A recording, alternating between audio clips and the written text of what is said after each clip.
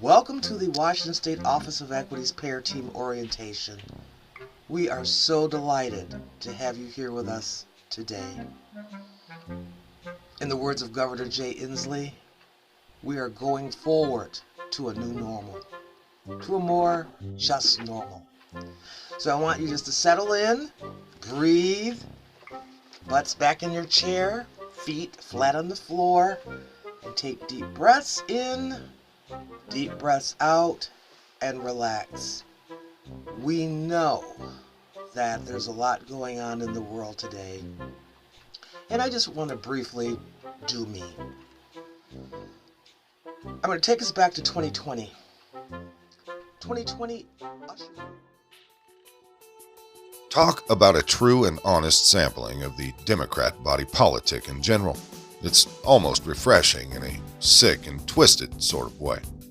According to the Democrat governor who hired her, there were, quote, concerns with Dr. Karen Johnson's professional performance, so he had to let her go.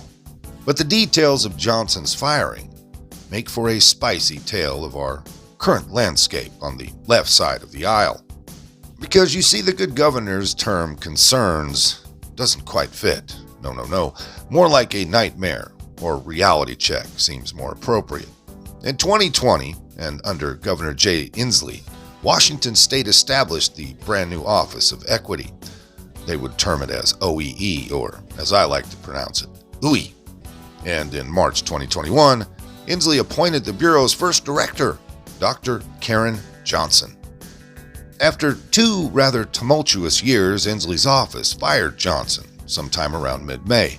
And according to one local news outlet, the reasons were budget issues and, quote, high vacancy rate and turnover. However, of course, her firing also came amid a host of rather ironic investigative findings.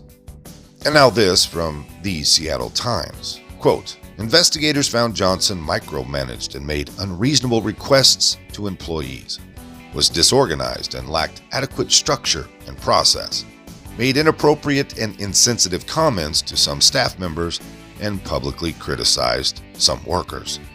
The investigation, spurred by claims of Johnson's inappropriate workplace behavior by, quote, multiple individuals working in the Office of Financial Management and the Office of Equity, was conducted by MFR Law Group of Mill Creek, unquote.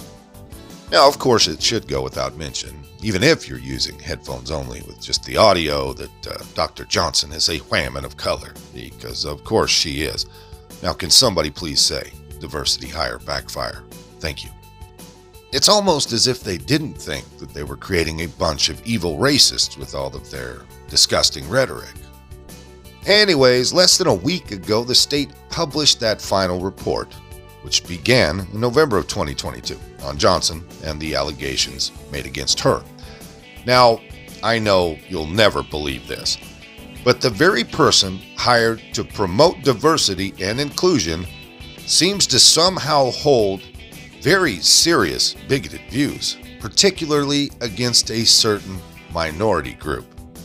Now, real quick before we read this piece of the report, let's reflect on just how much of the modern-day Democrat Party's sole existence is based on anti-racism and bigotry of absolutely any form. Like terrorists, they're okay. Murderers of color, they're okay. Hell, pedos are now considered perfectly okay, right? Okay, good enough. This is from the document. Okay, here we go. Quote, one white individual, described an incident they perceived to be evidence of bias against Mexicans. During a group discussion, Dr. Johnson said of a staff member who self-identified as Mexican, quote, this may take some time for me because I generally distrust Mexican people. Mexican people have the option of being white when it is convenient for them, unquote. Wow. That, my friends, is awesome. Don't you just love when people really, and I mean really, speak their mind? This is an excellent example of how the current narrative on the left has turned 360 and literally in on itself. absolutely hilarious and absolutely fascinating. The report also asserts that Johnson had reprimanded women in the workplace for failing to wear makeup and chided a white staffer for wearing her hair in a braid, accusing the woman of, quote, cultural appropriation, of course. Another outlet reported, quote, according to the investigation, the OOI had an overall attrition rate of 29% since it was created in March of 2021. 5 employees resigned between 2022 and 2023, and all of them cited Johnson's chaotic, overburdened, and disrespectful workplace culture, unquote. In a, let's say, predictable turn of events, Johnson is apparently considering, quote, legal action, as she claims she was fired for pushing for accountability at state agencies. Imagine that. 2 of my favorite 20th century thinkers are Dr. Thomas Sowell and Dr. Walter E. Williams, both of whom just happen to be black, like Miss Johnson. And I believe it was one of them that at one point scrutinized affirmative action in one particular way. The policy is actually more detrimental to the black worker, as white employers are less inclined to hire them. Why? Well, for the exact reasons I've explained by Dr. Johnson. In the event a white employer needs to fire a black employee for entirely legitimate reasons, the employee may just cry racism, as Johnson has obviously done here.